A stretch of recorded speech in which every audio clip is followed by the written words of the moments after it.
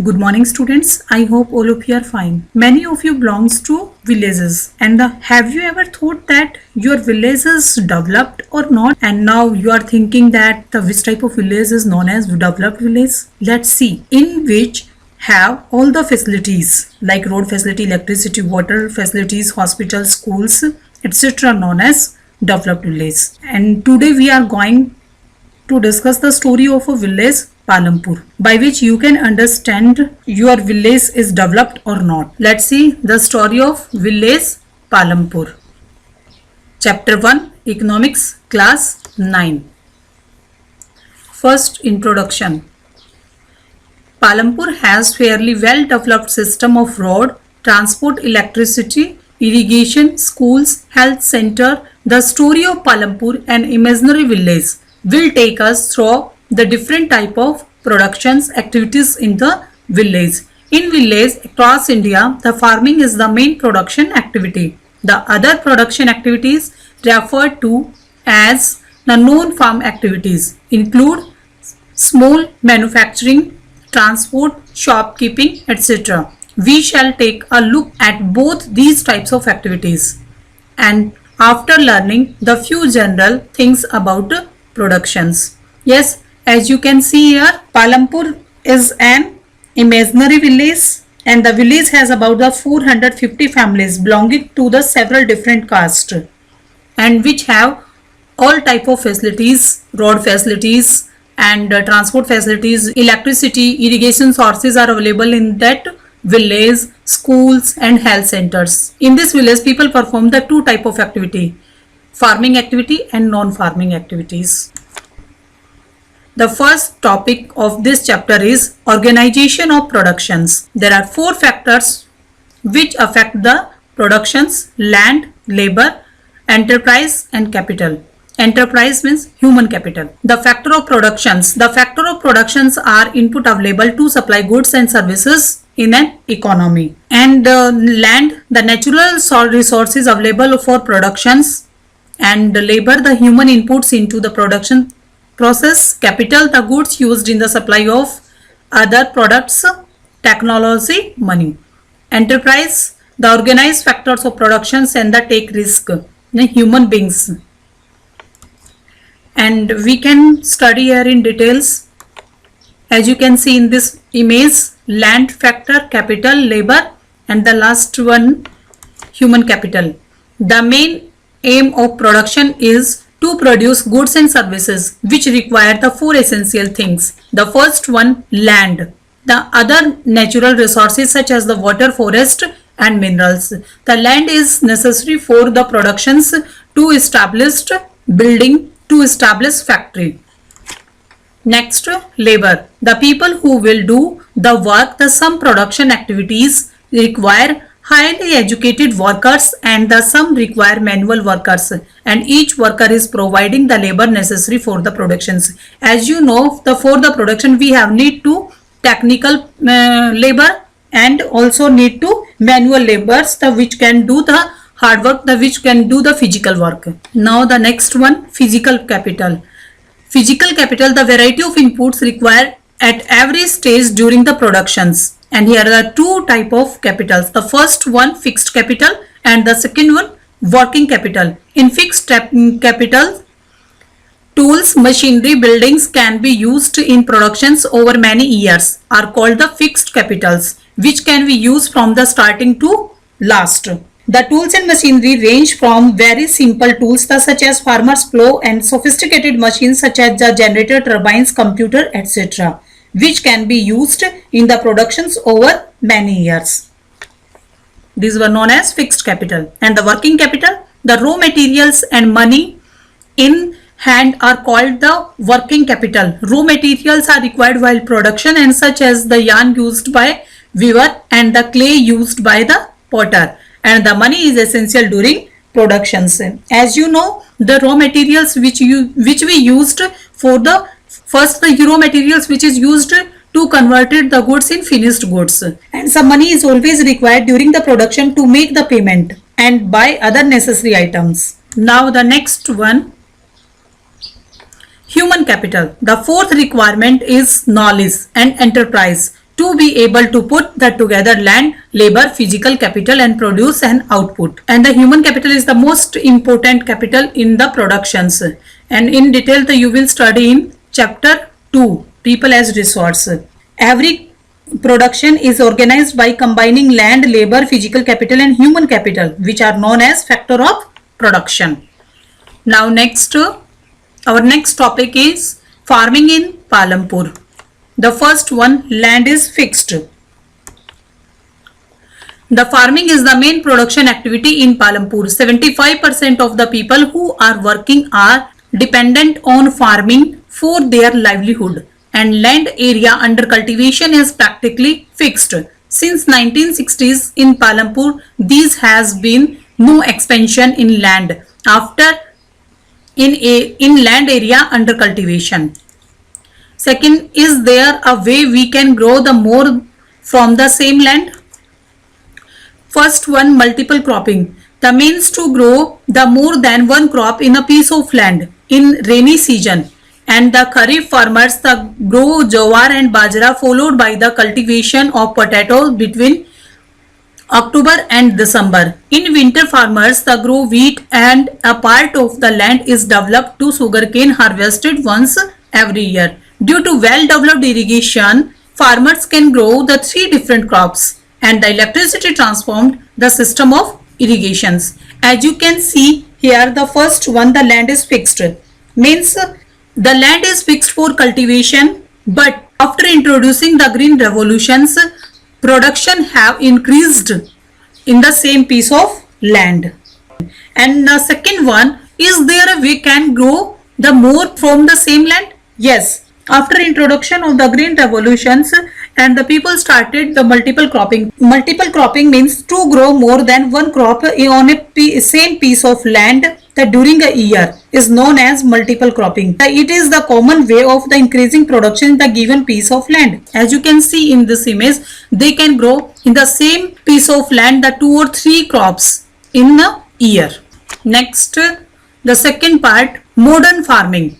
Another way for the higher yield is modern farming. In the later 1960s, the Green Revolution introduced the Indian farmer to cultivation of wheat and the rice using the high yield variety of seeds, and the farmer of Punjab, Haryana, Western Uttar Pradesh were the first to try out the modern farming method in India. And the farmers in this region set up tubewells for irrigation and made use of high yield variety seeds and chemical fertilizers, pesticides in farming. And they were rewarded with the high yield of wheats.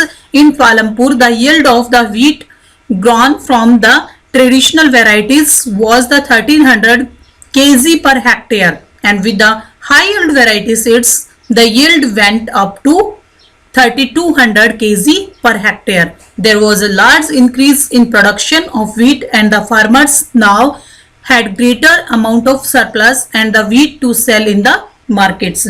Actually, students, first of all, I would like to tell you what is Green Revolution. In the late 1960s, introduced the Indian farmers to cultivate of wheat and rice using the high yielding variety of seeds, and compared the traditional seeds. High yield variety seeds promised to produce the much greater amount of grain on the single plant. Means we can say also the Green Revolution introduced in India to increase the growth of the crops. And the first of all, the farmers of Punjab, Haryana and Western Uttar Pradesh tried to modern farming methods and the multiple croppings, and so they set up their tubewells for irrigations, and they use high yield variety seeds, chemical fertilizers, pesticides in farming. And you can see in the Palampur also, the wheat grown from the traditional varieties was 1300 kg per hectare. But after Green Revolutions, when use high yield variety seeds, and yield went up to 3200 per hectares. You can see here that there was a large increase in the production of wheat, and the farmer now had the greater amount of surplus sell in the market. Now the next one, will the land sustain? Modern farming methods have overused the natural resource base, and due to increase the use of chemical fertilizers, soil lost its fertility, and also continue use of the groundwater, the for tubal irrigations as has led to the depletion of the water table, and the natural resources like soil fertility and the groundwater are destroyed, and it is very difficult to restore them. Means land is a natural resource. We have need to use the land source without harming, and that is land sustains. But after modern farming methods, due to in many areas the green revolution is associated with the loss of soil fertility due to increased use of chemical fertilizers and continuous use of groundwater for the tubal irrigations, and led the depletion of water table. Environmental resources like soil fertility and groundwater are built up over years, and the once destroyed it is very difficult to restore them, and we must take care of the environment to ensure the future development of agriculture. Now the next one, how is land distributed between the farmers of Palampur? And the land is important for any kind of farming. In Palampur, about 1/3 of the 450 families are landless, and Dalit have no land for cultivation, and 240 families cultivate the small plots of land less than 2 hectares in size. In Palampur, there are 60 families of the medium and the large farmers who cultivate the more than 2 hectares of land. As you can see in this image, the one person occupies this piece of land, but same here you can see here the examples of the unequal distribution of the land. The same piece of land occupied by one, but the same piece of land occupied by 20 persons. And so it is so simple that you can see here, and the distribution of land was unequal, and you can see here 15% of the medium and large farmers use the 55.4% cultivated area, and 85% small farmers used the 44.6% area. Now you can understand better way distribution of land area was unequal. And fifth one, who will provide the labor? The small farmers cultivate their own land, and the medium and large farmers hire laborers to cultivate their fields, and who come either from landless families or families cultivating the small plot of land. Farm laborers will not have any right over the crops grown on the land, and they will be paid on wages for their work, and which can be cash or in kind, that is crop, and sometimes the laborers get meal also, and the wages vary from the region to region, crop to crop, one farm activity to another. Farm laborers are employed on the daily basis, and or for one particular farm activity like the harvestings or for the whole year. The small farmers cultivate their land, but the middle and the large farmers cultivate their land with the help of landless laborers and their families. Few months of the year, some landless labor will have no work, and you can see here it is difficult to find the work these days. These days means the before and after sowing and harvesting. Here you can see the situations of the landless labor and which have the small plot of land. The Dala and Ramkali are also facing the same type of problems. And farm laborers come either from the landless families or the families cultivated the small plot of land. The laborers might have employed on the daily basis and for the other particular farm activity and the harvesting on the whole year. Dala is a landless farm labor who works on daily basis in Palampur, and this means that he must regularly look for work, and the minimum wages for the farm labor is set by the government 300 per day, as you can see in this, and the Dala gets only 160. Why is it so? Because there is heavy competition for work among the farm laborers in Palampur, and so people agree to work for lower wages, and the Dala complains about the situations to Ramkali. Now the next one, capital needed in farming. The modern farming method require a great deal of capitals. The most small farmers borrow money from the large farmers or the village, the money lenders, and traders who supply the various inputs for cultivations. The rate of interest on such loans is very high, and the medium and the large farmers have their own saving from farming, and they are thus able to arrange the capital needed. You can better understand by the example. Savita is a small farmer. She plans to cultivate wheat on her 1 hectare of land. Besides seeds, the fertilizers and pesticides, she needs cash to buy water and repair her farm instruments. And she estimates that the working capital itself would cost a minimum of the 3,000. But she doesn't have a money. So she decided to borrow from a Tejpal, a large farmer. And Tejpal Singh agreed to give Savita the loan at the interest rate of the 24% for the month, and which is a very high interest rate. And Savita also has to promise to work on his field as a farm labor during the harvest seasons in the 100 rupees per day. As you can see here, what is the situations of the small farmers and what is the situations of the small laborers. But in contrast, the large farmers get their own saving from the farming. Now the next one, sale of the surplus from farm products. And the wheat and the farmers produce from the land is retained in part for their family consumptions, and they sell the surplus wheat. Only the medium and the large farmers supply the wheat to market. And for example, small farmers like Savita and Govind's son have the little surplus wheat because the total production is small, and from this is a substantial share is kept for their own family needs. And Tejpal Singh, a large farmer, has the surplus of the 350 quintals of wheat from all his lands, and he sell the surplus wheat and at the Raiganj market and has good earning, and he can use the saving to buy the machinery, cattle, trucks, or to set up shops. As you can see, the surplus farm products. The small farmers like Savita, how can they sell their wheat? Because the productions of the wheat is only for their consumptions, only for their needs. But Tejpal, who is a large farmers which have a large surplus to sell at the neighboring village market Raiganj, and he has a good earning. Next topic, non-farm activity in Palampur.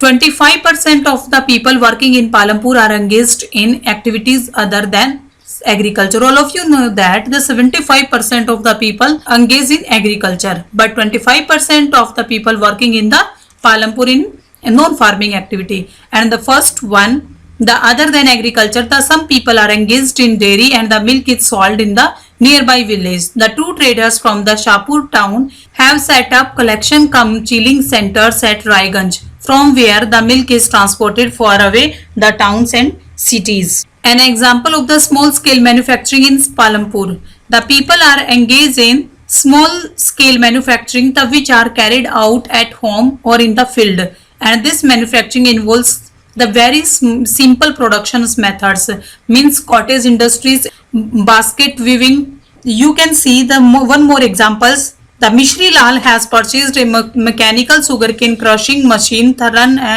on the electricity and has set up on his field. And sugarcane crushing was the earlier done with the help of bullocks, but people prefer to do it by machines. These days, the Mishri Lal also buy the sugarcane from other farmers and processes it into jaggery. Jaggery is then sold to traders at Shahpur, and in the process, the Mishri Lal make the small profit. Now you can see Mishri Lal doing the small scale manufacturing. And the third one, shopkeeper of Palampur. The traders of Palampur buy the various goods from the wholesale markets in the cities and sell them in the village, and the general store in the village sell a wide range of items like rice, wheat, sugar, tea, oil, biscuit, soap, toothpaste, batteries, candles, notebooks, pen and pencil, and even some clothes. A few of the families, whose houses are close to the bus stand and have used a part of space to open the small shops, and they sell eatable. As you can see outside of our school, small shopkeepers. Next one, transport, a fast developing sector. that there are variety of vehicles on the road connecting Palampur to Raiganj, and transport service includes the rickshaws, tonga, jeep, tractor, truck drivers and traditional bullock cart and bogie, and they transport the people and the goods from the one place to another, and in return they get paid for it. And I would like to tell you one more example. The Kishore is a farm laborer and like other such laborers, and the Kishore found it difficult to meet his family needs from the wages that he received. A few years back, Kishore took a loan from the bank, and this was under the government program which was giving the cheap loans to poor landless household, and Kishore bought a buffalo with this money, and he now sell the buffalo's milk. And further, he has attached a wooden cart to his buffalo and uses it to transport the various items, and once a week he goes to the river Ganga to bring back clay for the potter. Every month he gets some work in transport. As a result, the Kishore is able to earn the more money. Now students, you can see what are the main sources of occupations in Palampur. Now we can say that Palampur is a developed village. Our lesson have completed. I hope all of you understood. Thank you. Have a nice day.